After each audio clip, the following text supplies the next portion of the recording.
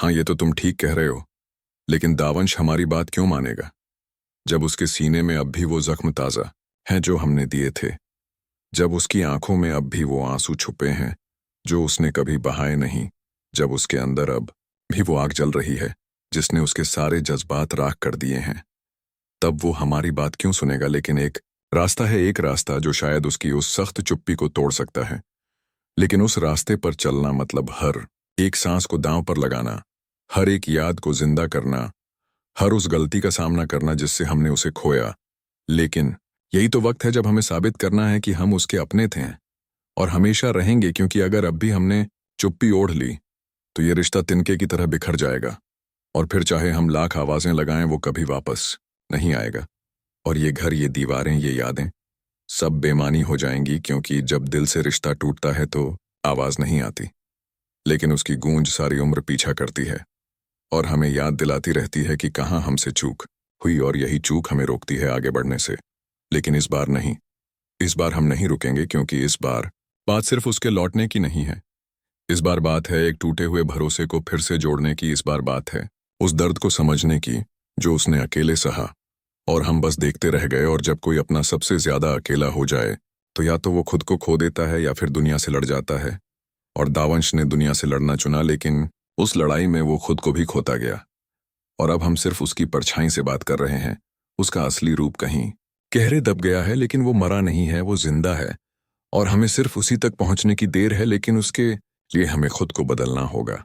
हमें अपने भीतर झांकना होगा और वो सच्चाई स्वीकार करनी होगी जिसे हम अब तक नजरअंदाज करते रहे हैं। क्योंकि दावंश को सिर्फ शब्दों की नहीं, सच्चाई की जरूरत है। उसे वो आंखें चाहिए जो बिना कहे उसका दर्द पढ़ सकें।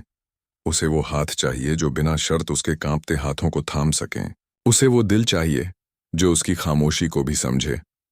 और वो सब कुछ हम बन सकते हैं अगर हम चाहें, लेकिन चाहना काफी नहीं है। हमें उसके लिए लड़ना होगा, उसके लिए अपनी हर कमजोरी को हराना होगा और हर उस रिश्ते का सामना करना होगा जो अब तक हमारे बीच दीवार बना रहा। और जब तक हम उन दीवारों को गिरा नहीं देते तब तक दावंश तक हमारी आवाज नहीं पहुंचेगी, क्योंकि वो अब भरोसे से नहीं, सिर्फ सच्चाई से जवाब चाहता है।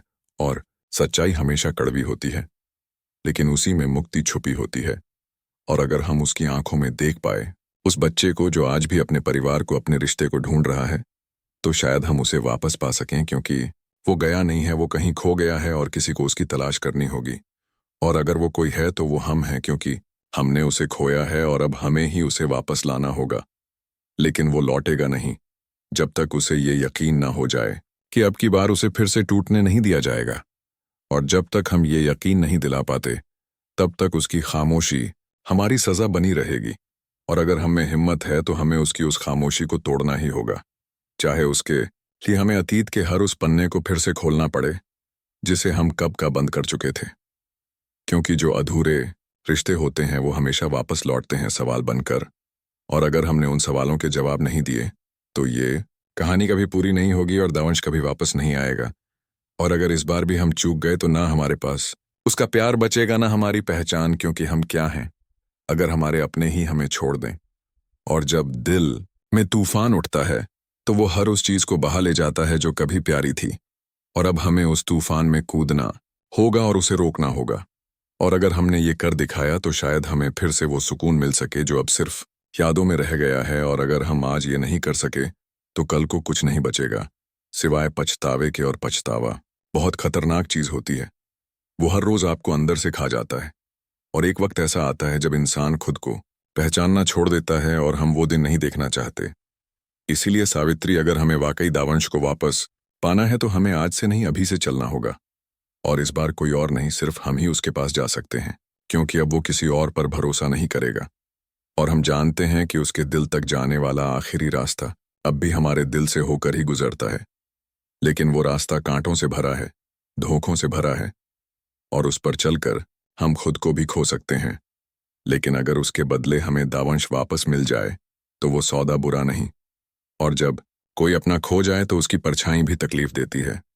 और अब तो हम उसी परछाई से बात कर रहे हैं। और वो परछाई तभी मिटेगी जब दावंश खुद हमारे सामने खड़ा होगा और कहेगा कि अब सब माफ है।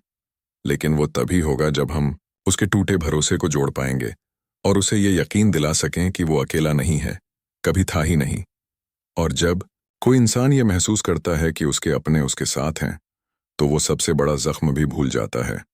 और दवंश को वही एहसास चाहिए, वही अपनापन चाहिए, जो हमने कभी उससे छीन लिया था, और अब उसे वापस देना हमारी जिम्मेदारी है। और अगर हमने इस बार सही समय पर कदम नहीं उठाया तो बहुत देर हो जाएगी, और तब न हम कुछ कर पाएंगे, न समझा पाएंगे, और सिर्फ रह जाएंगी अधूरी कहानियां, अधूरे रिश्ते, और एक ऐसी चुप्पी जो उम्र भर पीछा करेगी।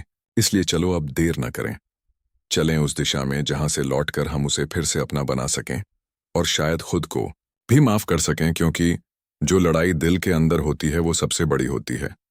और अगर हम वो लड़ाई जीत गए तो कोई भी रिश्ता हार नहीं सकता।